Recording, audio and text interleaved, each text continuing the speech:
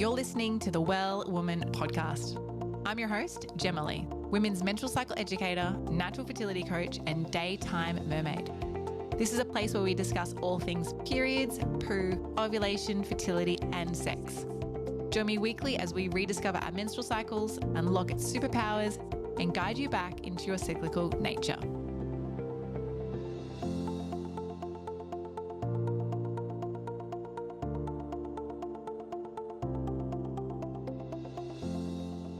Stefanie, welcome back to the Well Woman podcast. Hi, I'm so happy to be back. I love having you on the show, and I'm so honored that you're here during your postpartum period to talk about menstruation and real menstrual stories. So thank you for being here. Now, because you are post-baby, with baby, I think is a great way to say it too, is how are you checking in? So normally we ask what day of your cycle you're on, how are you checking in? It's obviously you're cycling with the moon, and how are you checking in at the moment? Like how is life as a mama?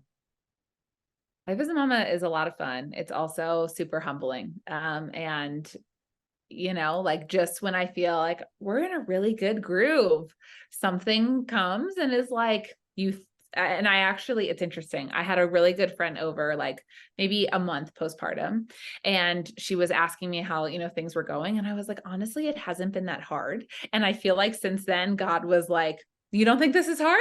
Like, let me give you some stuff. So now every time I feel like we're in a groove, we've got a little something going on, but mostly like it's been lovely and really special and spiritual and beautiful and transformative. And I feel like the way that I've been checking in is really different than I historically had checked in. Like I journaled for the first time today since mid-June, which is like, that would have been like a really normal way for me to check in historically. So it's really like in these little moments, like catching glimmers in my life and just like having that really ground me and allow me to check in. Yeah. I love that. Well, thank you for sharing, because it just goes to show that if you get too stuck on a habit, you don't actually create the space to allow the habit to evolve either. Yeah. So I love that. That's really cool. So we're going to talk about menstruation today, and I'm so looking forward to hearing your experiences. But let's dive back far, far away to your first menstruation. Like, what was that experience like for you? Do you remember it? Like, what rough age bracket were you in? If you know your age, where were you? What did it feel like? What was your first menstrual menarche experience like?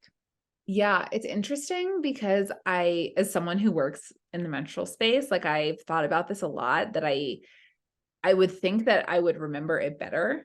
But what I actually remember is a lot of things around it. Like I don't remember the actual period, but I remember like writing in a journal, in the months leading up to it, being like, I'm wondering where my period is. So is my mom, so are my aunts. Like we're all wondering when I'm going to get my period, and like feeling like this huge anticipation for it. And then I also remember telling my mom that I got it and her slapping me. And I know that sounds like really weird, but apparently it's like her mom slapped her, and it's like a tradition, like in certain culture, whatever. Yep. Wow. It was like really upsetting. I was like, I got my period. She like turned around and slapped me in the face and was like, congratulations. And I was like, and it's been something I've thought about a lot since, of like how I'm going to welcome assuming if I have daughters, like welcome in their period. But like, it's like, I remember a lot of things around it. I remember there being like one day, it must've been in the fall, I guess, or a winter, because we had a fire lit. And I remember being like, I need to tell my dad I got my period, and like him sitting by the fire, like that. Like I remember a lot of things around it, but I don't actually remember anything about the actual bleed, which is so weird. But it's not weird, because a lot of the times, like I'm sure you've worked with clients who are like, I can't remember when I got my first period. Like mum says it was roughly, or dad said it was roughly around this time. Is that I love to get people to go backwards in the timeline. Okay, cool. So let's say you're 25 now. Let's go back to like, what were you doing 3 years ago? And then what were you doing 3 years before that? And then like, okay, did you do a big trip? When was that? And that you go work backwards. Yeah. But it's so beautiful that you remember all of the times around it, because that is a reflection of knowing what it was like for you. Even though you don't have specific memory of the exact moment, You got so much great detail in that too. You know, knowing what time of the year it was, knowing that your mum slapped you. I have never heard of this. Have you heard of this anywhere else either? Well, I hadn't. And then kind of recently, and I've like said this to people before, and then kind of recently, I said it in like a social group. And one of my closest friends, who it was amazing that like I had never talked to her about it before, looked at me and was like, my mom did that too. And I was like, what? And so it is a thing. I think I'm like hesitant to say that it's a Jewish thing because that's what we kind of thought, like that it was a Jewish thing because like both of us are Jewish and like where our parents got it from, but I don't actually know that for certain. So like, please don't quote me on that, anyone. But yeah, it's weird. It's actually just interesting, and it just goes to show that different cultures, different religions have different experiences and processes and celebrations. It's like Greeks getting married and smashing plates. Like, you know, like we're like, really? Totally. You want to waste 100 plates that are nice plates? But it's part of tradition, I guess. And I think I really want to start Googling and start exploring, like, what does this represent? And what is it about, like, waking up in this new version of yourself? Because, like, after you get slapped, regardless of whether it's in your face or on your ass, or it's a bit of a wake up, you know, it's a bit of a jolt. I wonder if it represents anything like that. So very interesting. And I'd love for you to ask your mum. I think I have asked her about it and she was just like, that's what my mom did. I Mm. think that it's just like I don't know if she has any deeper meaning behind it. Like it was literally just like, and then congratulations and like a lot of excitement. But it was like, and I've since asked her about it and she was like, oh, well, that's just what my mom did. So And isn't that a great example of just we learn and grow up by watching others and through personal experience. And you would see this also in your client work that you've done in the past, that a lot of people can be really mad that they didn't learn anything about their period when they were, you know, began menstruating, and they didn't know, oh, like, I'm 30 now and I wish I had known this when I was 15.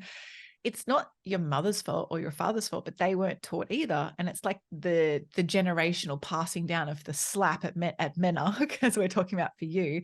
It's the same with education. So what was your education like around that time? It sounds like your parents were very supportive and embracive of you, becoming a menstruator. But what do you remember anything around that either? I mean, I think I knew, and I don't know from where, but like I knew that that meant I could get pregnant technically. Um, you know, again, I like remember it not being like something that we like were hush hush about at all. You know, like I was like, like kind of excited to tell my dad, and you know, so it wasn't something to be like embarrassed about. But as far as like education goes, you know, I think it's funny. I think about this now. I think that it wasn't until camp that summer, like the following summer, Yep. that I learned how to use a tampon So like 6 because months after the fire with your dad. yeah, Yep. assuming, yeah, something like that. And because I remember like we were going to go swimming and I was like, I'm not going to go because I had a pad. And my counselor was like, use a tampon. And I was like, I don't know how. And my counselor taught me how to use a tampon. And it's so funny because like I thought about this, you know, now 15 plus more years later, like, you know, and how like nowadays that would be like so not kosher, right? For like a teenager who's like in charge of you, she was like 19, to like come into a bathroom with me and like help me insert a tampon. But like at the time, like, yeah, she like really showed me, like, she like basically put a tampon in for me and was like, this is how you do it. But I was so scared of using this tampon. And there was like no way that I was going to be able to do it on my own. And she completely helped me get over that hump. And I was like, oh, no big deal. And then from then on, I could use a tampon, no problem. I didn't miss out on anything at camp that summer or anything ever again. And like, I'm so glad that she did that. But it's so funny thinking about like how different times are, right? Like where Very. I just don't think that someone would ever even put themselves in a position to help someone do that right now because of the, you know, cultural environment. But I'm so glad that she did. I mean, it was like this huge, scary thing that like was over in a second. Yeah. Yeah, that's fascinating. I've shared on in this series about how I had to learn how to do that because of a swimming carnival. And I was a swimmer back then. And so it was for the school and I was freaking out. And just like shoved the tampon up thinking, well, my mum only used tampons. She didn't use pads. And I was like, oh, I better learn how to use this. And I was more paranoid about the fact that I didn't put it in properly and the blood was coming out whilst I was swimming in the pool. Different to Oh like God. swimming in a lake where you might not really notice it, you know? Yeah. But I think you've made a really great point about, imagine if we had supporters who taught that physically. And Yeah. it helps you reflect a little bit. Like we have pelvic floor, physios, and they insert fingers in women's vaginas. We have yoni massage therapists who also do the same, womb hara, like all of that. We do have practitioners who are familiar and that's part of their practice. But I wonder if there's an opportunity for, it'd be weird, I guess, for your mum to teach you how to do it. I think that might be weird for young teens, but if you had a supportive aunt or your mum's best friend you might consider an aunt as well.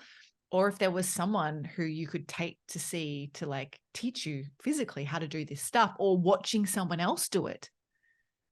I don't know. I'm just Yeah. thinking out loud. It's something Yeah. I've thought about so much, like even more so since having a baby, where like how unexposed to breastfeeding I was, generally speaking.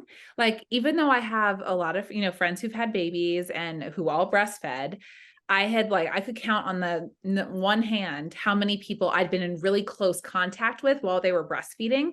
And no one had ever showed me like, this is what I'm actually doing. Right.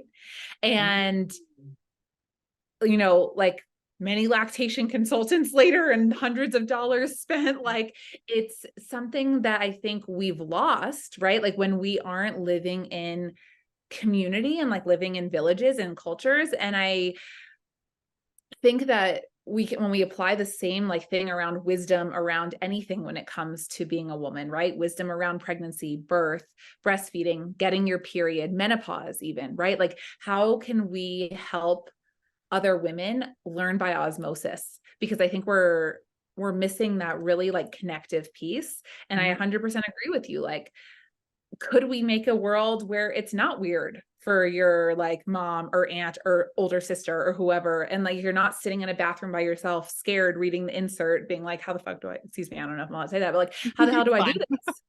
And Yeah. instead it like is something that just feels like a part of the rite of passage, and like we're all helping you with this. Yeah, I thought about it a lot. I don't have a great answer, but No, this is a great conversation. And I think it's very interesting what you mentioned about breastfeeding, because it's kind of like a sub level of visuality compared to menstruation, because you can be breastfeeding in public. Some people might not like that. And some people might be like, yeah, sister, go for it.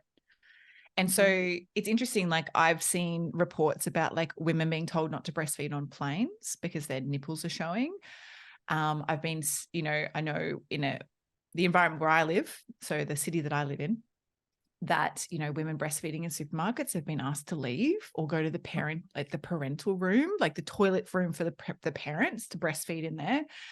And it's just so weird that you all exist because of a womb, and you grew because of a nipple, literally, but we can't expose or share or show them. And I think what you mentioned about having friends who have breastfed, but never someone to be like, so you lift the nipple up like this and you got to let the milk come down. And like, that's a really, like being pregnant myself right now, that's a really important thing to know.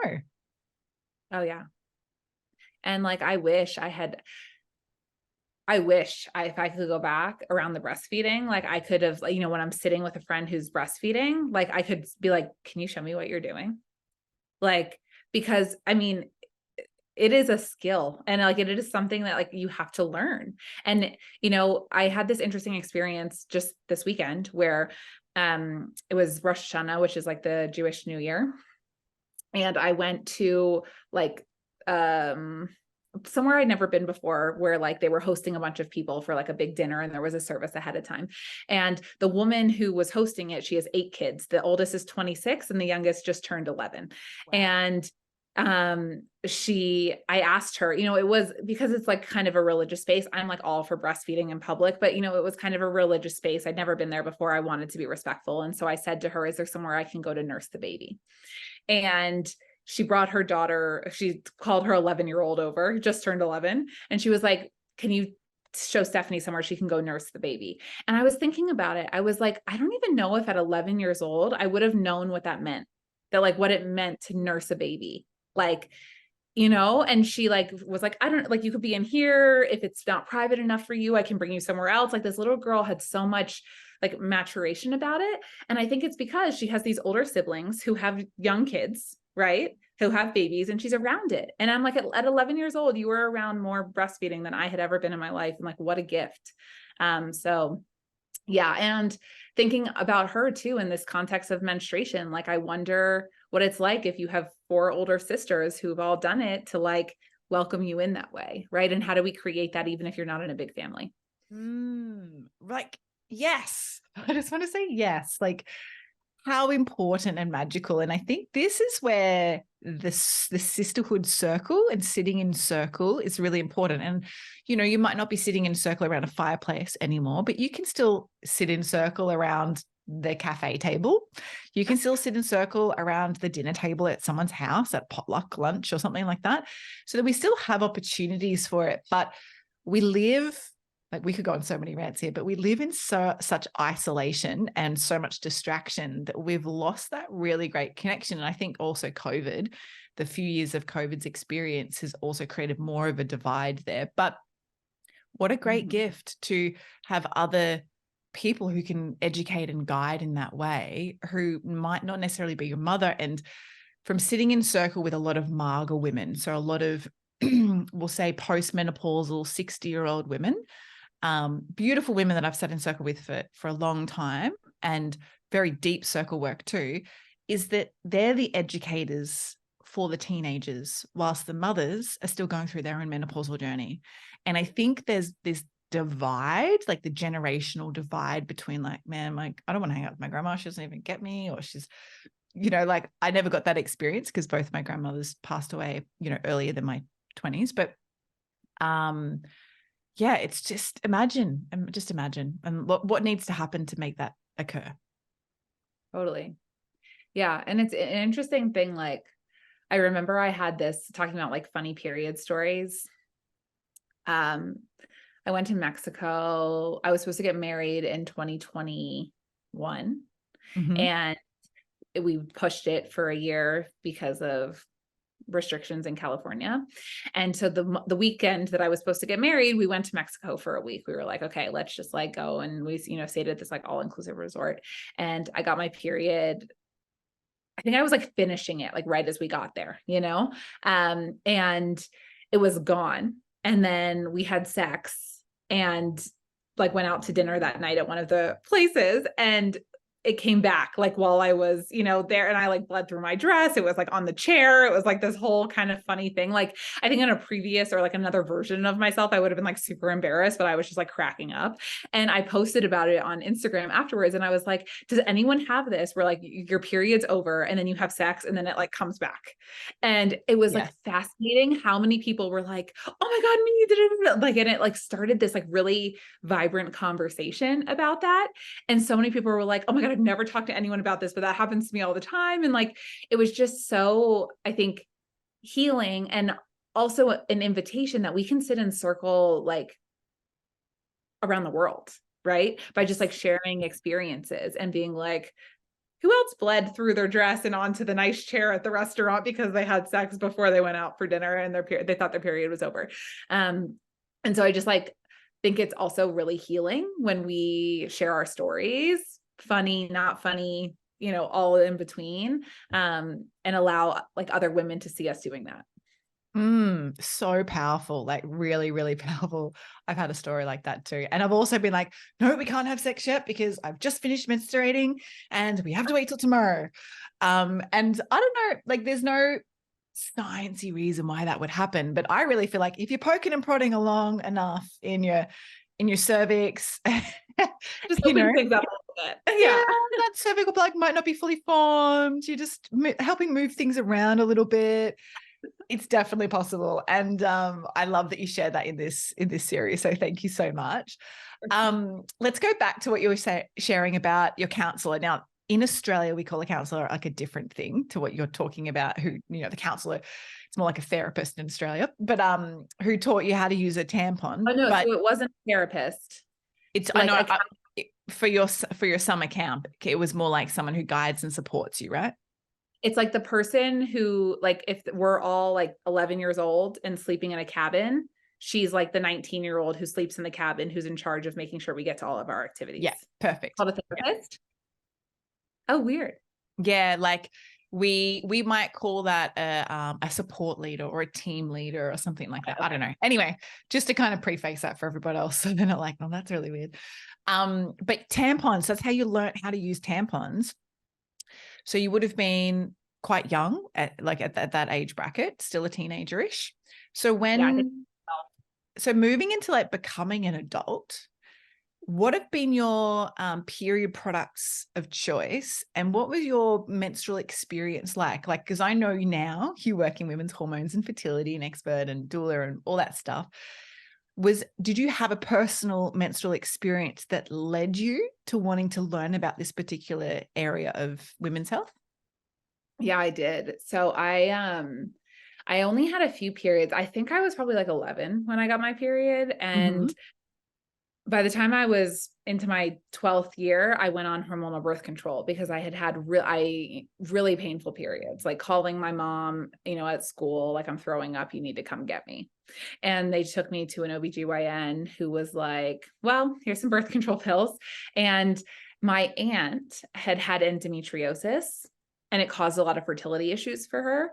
And, with that family history, they were kind of like, it sounds like maybe you could have endometriosis. You have had a couple irregular, it didn't come immediately once a month, a couple irregular periods, and they're painful. This is like the solution. And so we kind of didn't really think twice about it. And when I got off of the pill almost 10 years later, 10 years later, I was 22. I really was shocked by like post-birth control syndrome. And, got my period back, but then didn't get it for like, which now I know it's like really normal for you to have like that first period and then not have it for several.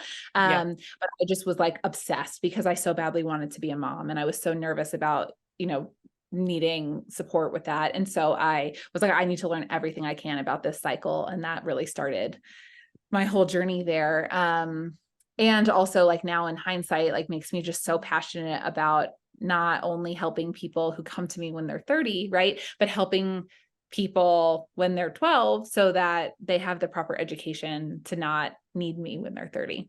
Hear ye, sister. And I think you really agree with this, is that helping that generation of like 10 to 13-year-olds right now, if we can help them become really educated about their bodies and their cycles, imagine what the world is going to look like in terms of fertility and women's health and women's connections and women's circles and the vibrancy between each of us in 20 years time, when they're in their 30s. It's going to be completely different. And I think that's the vision. Like, that's I don't want to say hope, because it's very possible. Like, the probability could be quite high for this, but there's huge opportunity for us to completely, within a generation or two, rewrite the current experiences that women who are menstruating and experiencing challenges with their cycle or fertility, we can rewrite that. What are your thoughts on that? Yeah. I mean, I think that it would change the world. I really do. I think we don't really understand what the impact has been of shutting down so many young women cycles, and like what that does to, their brain, their personality, the way that they can or cannot connect with their body, the way that, I mean, just on so many levels, I get emotional thinking about it. And I think that if we can remove that barrier and allow for that connection, it's like the divine femme rising, right? And what a softer world, what a more compassionate world, what like women who feel empowered in themselves, like, come on, if we have a world full of them, like, I can't even imagine. I mean, I can't imagine, but I can, in like the energy of like what that can be. Very, very powerful. Like that energetic force. So, so powerful. Even just sitting in a circle of like 10 women who are like that. Imagine like walking down the street and every woman being like that. Just like, just magical, really magical. I love this. Thank you. Now I know we're almost kind of out of time, but what are your favorite period products? Like, let's talk about you've like in that period of time being on hormonal contraception and then transitioning off hormonal contraception, learning about your cycle in this new age, getting into the industry. What products did you use whilst you're on hormonal contraception? For me, I was just like tampon, done, dusted. That was me for 12 years. But then when you transitioned and you started to learn more about your cycle, was there any product shifts that you made? And why do you choose what you choose now? Yeah. So I was similar, like always tampons. They just felt like the easiest thing at that time in my life, always. I mean, maybe I also used like panty liners and pads. Like I remember I always had them. I don't know if I was like regularly using them. I think I would like use a panty liner, you know, towards the end of my cycle. Cause like pulling out a dry tampon is just like the worst, right? Like even just thinking about it, it's like nails sex without lube or like any kind of lubrication. Yeah.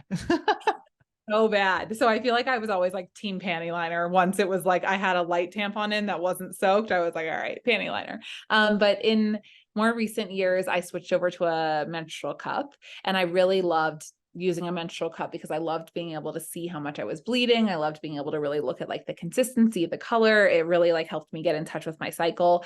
I played around with like trying to use my menses for like watering plants and stuff, but it never went well. Like I'm really impressed with the women who like do well with that. Like it killed the plants. I don't know. I think I just did something wrong. I didn't like dilute it or something, but yeah, like was really team menstrual cup. I now post having a baby have to say that I feel like when my period comes back, I think I'm going to explore some like cotton pads. Like that feels like reusable cotton pads. That feels like it would be most friendly to my body right now. And I hope like one day to get back to where I want to like use a cup or a tampon, but like I'm just not there yet. Like I feel like that part of my body is like still very much like I did a closing of the bone ceremony, and like I am done with that pregnancy and like that birth, and like this is about me now, but that part of my body still doesn't feel, I think, like ready for that like kind of regular like something in it all the time during those days. I really feel like it wants external. So I think I'm going to look into some pads that are reusable, because also the like cotton, the organic cotton disposable pads will always remind me of like the weeks after birth. And I'm like, not ready for that either. So I need like a very specific thing. Yeah. And using reusable cotton pads is really, really nice.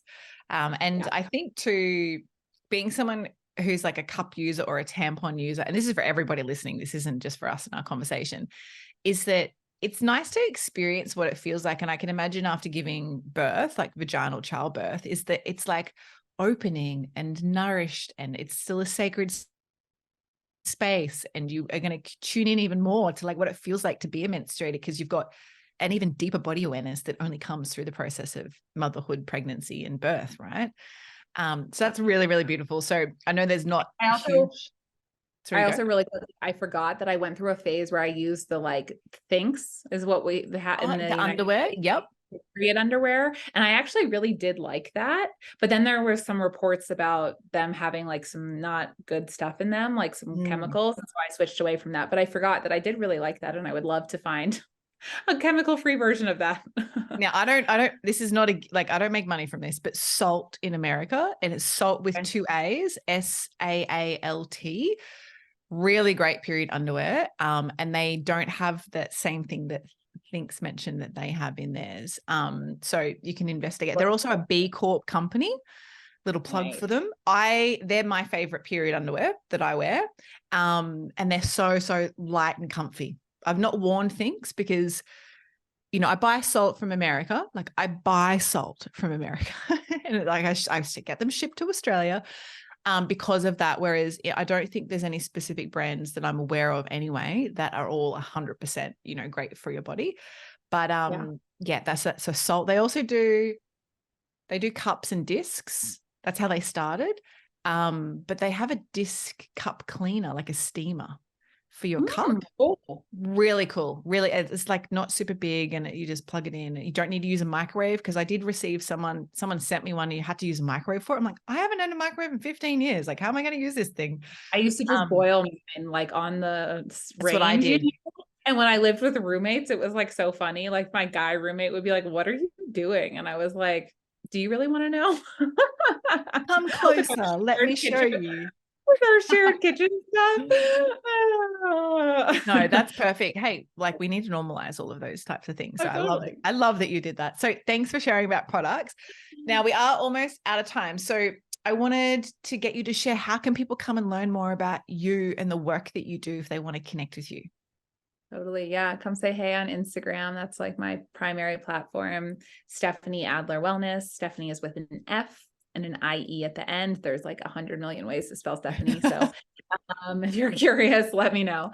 And yeah, that's the easiest way to find me right now. I also have a podcast called Wisdom of the Womb, and we are very complimentary. So if you like the Well Woman podcast, you'll probably like my podcast. And it's just always so fun being here. Thanks so much, hon. You're welcome, honey. Thank you. Now, final podcast question that I'm asking all of our guests is, what are your go-to products to support you when you are menstruating? So this doesn't have to be a menstrual product like a pad or a tampon or a cup, but like your things that support you when you're menstruating, that you're like, oh, ran out of this tea, got to make sure we stock that thing back up.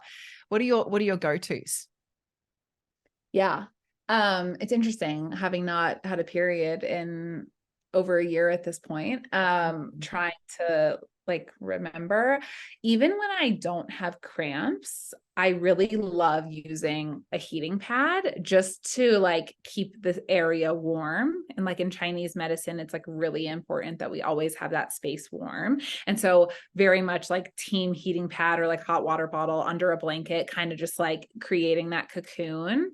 And then other than that, lots of bone broth. Like I was always really just about like the warm, the fluids, things like that. I think I like used to switch back and forth between, you know, like red raspberry leaf tea or cramp bark or, you know, kind of whatever I was into at the time. But the constants were bone broth and a heating pad. Not like, again, if you're someone who doesn't have cramps, still play around with the heating pad. It's just like change the experience of like keeping that body part warm. So good. And something I've learned in pregnancy is that warm feet equals warm womb. Yeah. And so like even just wearing socks to go with your hot water bottle on your belly, like that's great. So I've definitely adapted that. Love that. Thank you so much for sharing. And thanks for being here, Steph, and just sharing so much beautiful wisdom and insight into your menstrual experience and becoming a menstruator and being a menstrual woman. Really, really appreciate it. So thank you so much. Thank you. What a great series. I'm so glad you're doing this work. Thank you.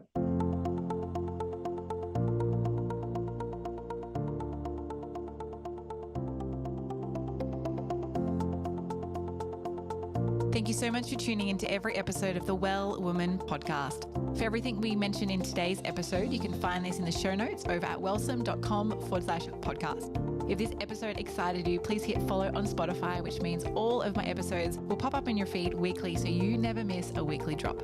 I'd love you to leave a review on Apple Podcasts too. Love this episode? Come and follow me over on Instagram at wellsome_Jema. Say hi and share what you've taken away from this episode with me. Now, is there a bestie, sister, or a friend who you know who might be fed up, frustrated, and confused with their cycles? Are they ready to join you in awakening their cyclical essence too? Well, take a screenshot of this podcast episode, share it on your socials, email it, text it, or any way you need to get it to them. So together we can all live in flow, harmony, and balance with our cycles. Now, until next time, beautiful, get connected, listen to your body, and remember, body confidence all begins with living in tune with your menstrual cycle.